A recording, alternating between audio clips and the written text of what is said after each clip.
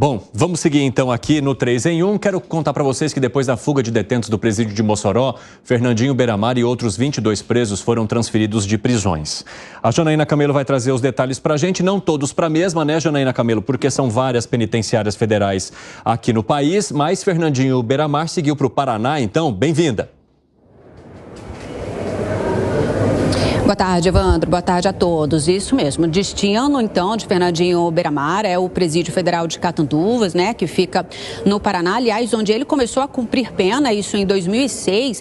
E essa, agora com essa transferência, é a quarta vez, a quarta transferência, a quarta vez que ele volta para o Presídio de Catanduvas, no Paraná.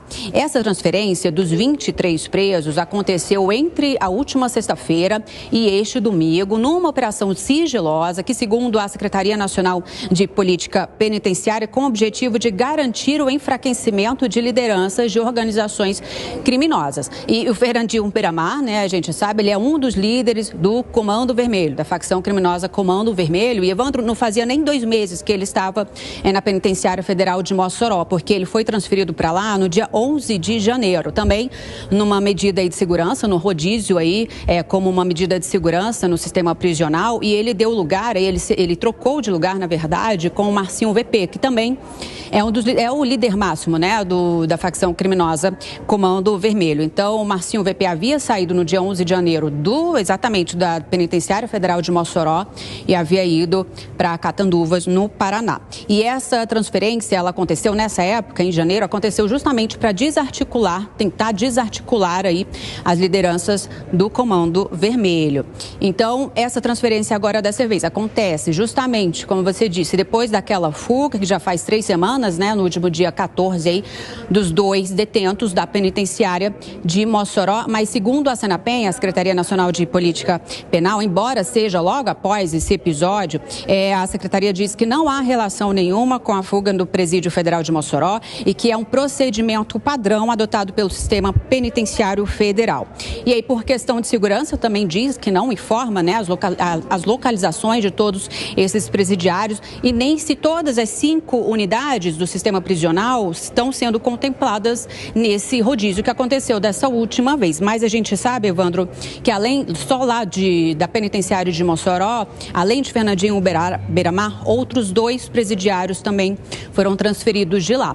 Quem soltou uma nota também sobre esse assunto foi a Corregedoria da Penitenciária de Mossoró e diz que há um cumprimento aí, está sendo realizado na penitenciária, um cumprimento de protocolos de segurança e que o que requer aí a redução na quantidade de internos. Evandro, com você. Muito obrigado pelas informações. Janaína Camelo falando então sobre a transferência, né, de Fernandinho Beiramar e outros 22 detentos que seguem para outros presídios federais. Vou fazer um giro com vocês sobre esse assunto para a gente já poder seguir, porque esse é um tema que a gente já tem batido bastante aqui no 3 em 1. Quero entender de vocês se... porque o Ministério, as polícias colocam essa como uma operação padrão e ela acontece mesmo, e é interessante até que haja um sigilo, né? Isso mostra que, de certa forma, não há um vazamento quando esses criminosos, né, chefes de facções criminosas são transferidos de um presídio para o outro. Claro que elas podem ser padrão, mas no atual cenário, elas não são tão padrão assim, porque são justamente esses que saem do presídio de Mossoró, Luiz Felipe Dávila.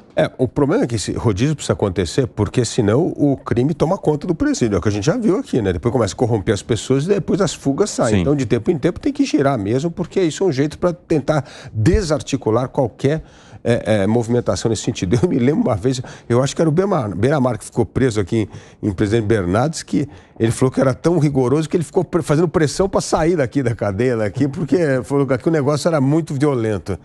Então você vê, é isso mesmo, eu acho que isso precisa acontecer. Agora, o ponto é que vai ter que aumentar o número de presídios de segurança máxima no Brasil Federal, porque está aumentando o crime organizado. Cada vez, você vê, saiu uma matéria, acho que foi no Estadão, ou na Folha, que tem 70 facções criminosas no Brasil. O negócio está proliferando mais rápido que startup no Brasil. É uma coisa absurda. Então, de novo, a nossa cobrança aqui para o governo federal apresentar um plano de combate ao crime organizado e ao narcotráfico, porque se nós não desmantelarmos isso, o crime organizado e o narcotráfico vai acabar, sim, com o Estado de Direito no Brasil, como está acontecendo em todos os outros países da América Latina, como é o Salvador, como aconteceu na Colômbia e como tem parte do México também tomado completamente pelo crime organizado. Fala, Langani. Pois é, tem essa falsa verdade, essa falácia de que há um encarceramento em massa. Isso é bobagem. Confundem prender bastante, né? Que na verdade o Brasil não prende bastante, com presídios superlotados. O que há de fato são presídios superlotados. E há uma deficiência de presídios no país. Na verdade, tem pouco presídio e também prende-se muito pouco. Tem que prender mais, porque a impunidade nesse país é gigantesca. Quer dizer, 90% dos crimes não são solucionados, 90% dos assassinatos. Então, significa que a cada 100 assassinos, 90 estão soltos, 10 vão para a cadeia. E tem que reforçar também esses presídios de segurança máxima. Pode acontecer, é inadmissível acontecer o que aconteceu em Mossoró, por isso a transferência. Agora, também há muita corrupção dentro dos presídios, porque esses chefões do tráfico, eles comandam verdadeiras facções, verdadeiros estados paralelos dentro dos presídios. Há um problema também de corrupção que tem que acabar dentro dos presídios. Ô Felipe Monteiro, de alguma forma você acha interessante que nesse momento tenha se mantido o sigilo, né? Porque com a fuga dos dois em Mossoró, havia uma preocupação muito forte com o envolvimento de pessoas ligadas a esses presídios com aqueles que fugiram e com outros líderes de facções criminosas, a exemplo do próprio Fernandinho Beiramar. Esse sigilo mantido, porque a transferência foi no último sábado e a gente ficou sabendo agora. Isso, de certa forma, mostra que o sistema, mesmo depois dessa situação, estaria funcionando?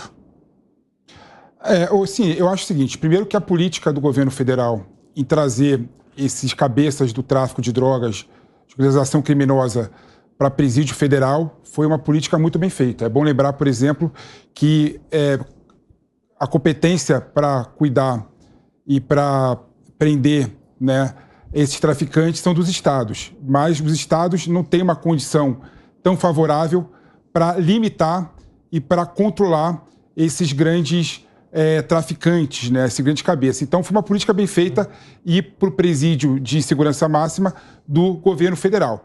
Mas aí tem uma questão. A gente viu, por exemplo, que o presídio de segurança máxima, na verdade, ele não é tão de segurança máxima assim. Então, eu entendo que essa política de transferir o Beiramar e outros detentos e fazer o rodízio para outros presídios seja uma política acertada e bem feita, não é? Por quê? Porque a primeira coisa que o Lewandowski fez quando assumiu o Ministério da Justiça foi enfrentar esse caos que foi o presídio de segurança máxima em Mossoró, né? Que 2 fugitivos fugiram com toda certeza com ajuda interna e externa. Então, esse rodízio ele é bem salutar e bem saudável.